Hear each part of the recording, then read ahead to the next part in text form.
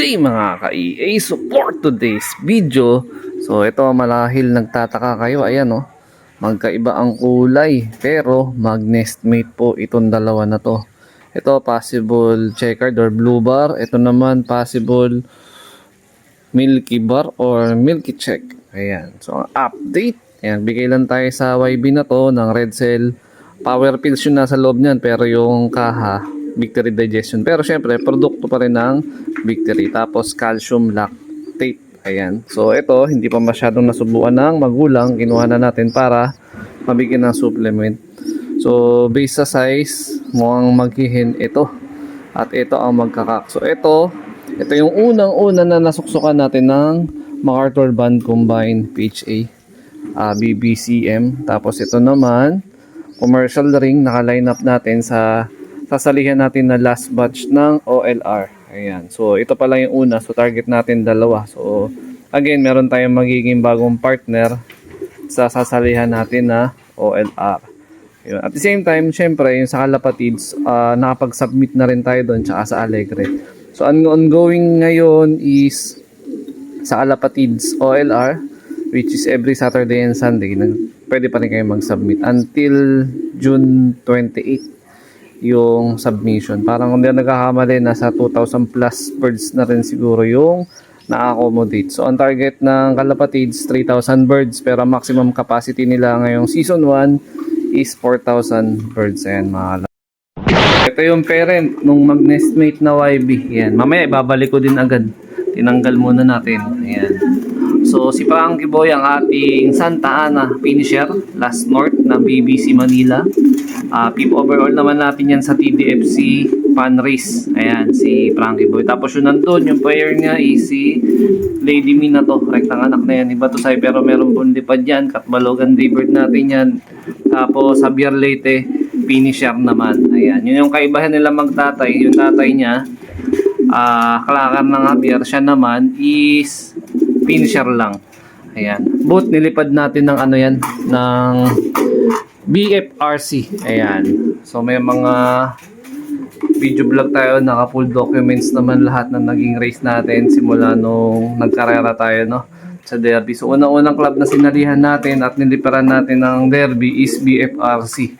Ayan. Shoutout sa lahat ng player ng BF. So ngayon, hindi natin kaya pagsabay-sabay na masalihan yung mga club na yan. So namili lang tayo na isa.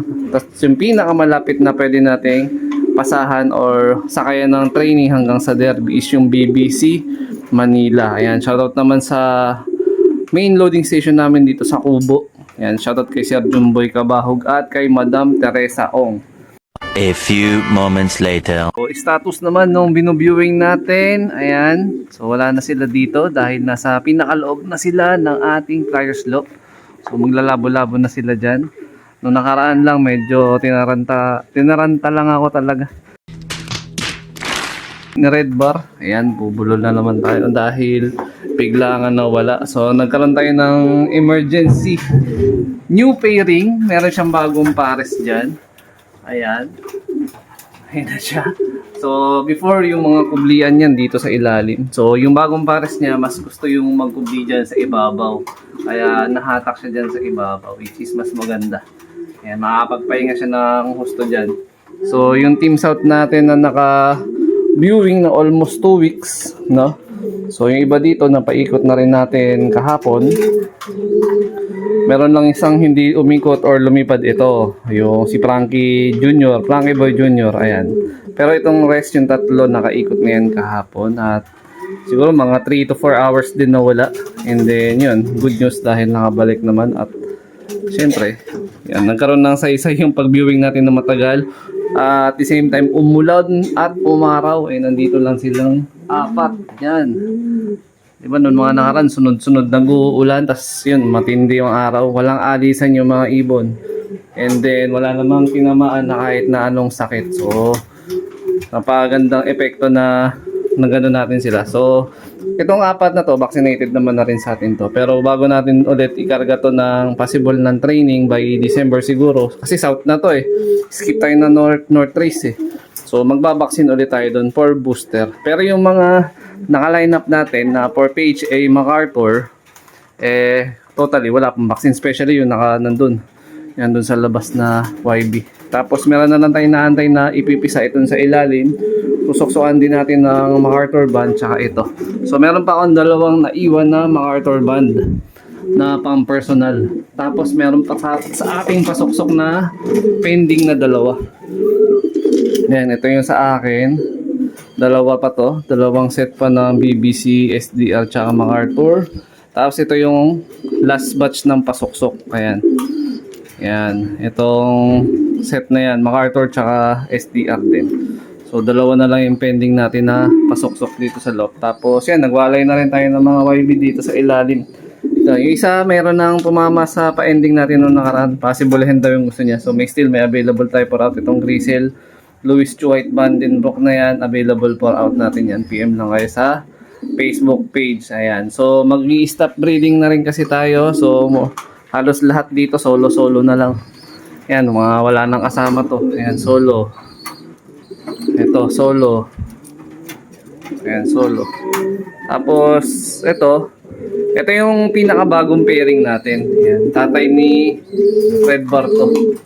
Tapos yung imported na galing kay Mayor John Lasati ng Pampanga. Ayan, ito na yung bago nating pairing. Possible kukuha na natin hanggang 2 clutch. Kasi nga, naghahabol tayo ng pang OLR na huli natin sa salihan. So, meron pa tayong isa dyan, tsaka ito. Pamimili tayo kung alin dyan. Kasi dalawa lang naman yung naka-line up natin sa susunod na sasalihan natin na OLR. So, inaantay na lang natin na magpisa sila. Pero, yun nga, ito yung ating primary batch ng YB ngayon na bago. Ayan, ito, pang OLR. Ito, MacArthur Bird. 75 years later. Thursday routine natin kay Red Bar ngayon. Force fly, ngayong umaga. And then, mamaya pagpasok sa trabaho, kasama ko pa rin to. Para makapagpagpag at least mga 9 to 10 kilometers na ronda or pagpag. Pagdating naman sa supplement ko, ano yung binigay ko kanina dun sa YB, yung nakita nyo kanina. Calcium lactate, red cell, tsaka power pills. So yun na yung Thursday na supplement niya. Ngayong umaga, iba pa yung mamayang gabi. Ayan. So, napakaganda ng patok ng araw. Road to Bigan Lap na tayo on Sunday. So kita-its tayo sa loading station on Friday night. Ayan. Pagtapos pumasok sa trabaho, kalapati pa din. Tapos bago pumasok sa trabaho, kalapati pa din. Ayan, so ito na lang lagi kasama ko. Ayan, so sana magresulta tayo at bigyan tayo ng magandang outcome sa mga pinagagawa natin.